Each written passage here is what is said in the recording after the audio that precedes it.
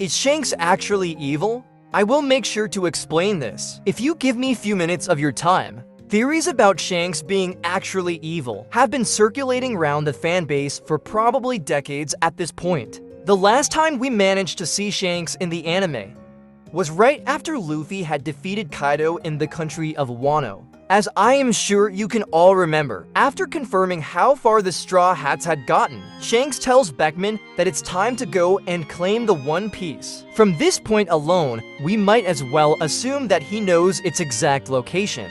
I guess Shanks was there to confirm whether Luffy had managed to awaken his devil fruit, which would pretty much reveal the return of Joy Boy.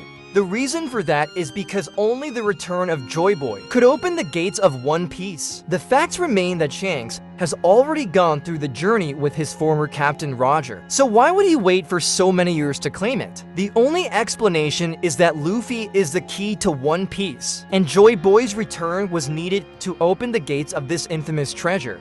Now, I don't know about you guys, but for me, this changes everything and explains a lot of things. The first thing that would make sense was Shanks losing his arm for a random kid he just met. Everything is now connecting. Of course, he would sacrifice an arm to gain the trust of the only one who can give him the One Piece. It will also explain why he went after the fruit in the first place. When Shanks acquired Luffy's fruit from Who Is Who, he had already planned to find the next Joy Boy and use him to get the treasure for himself.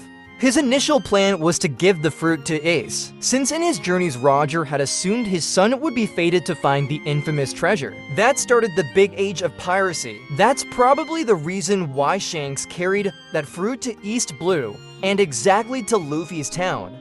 Their plan was to give the fruit to Ace, and explain everything to him. However, things were not as they had expected. After Luffy ate the fruit, Shanks realized that Joy Boy had not returned and Luffy had simply gained the properties of rubber, taking the key to One Piece under his wing. We have halted his growth since nobody is stupid enough to fight a Yonko's crew. His approach then was to leave a strong impression on Luffy and allow him to go on his own adventures and get in near enough death experiences until he awakens the fruit and Joy Boy returns.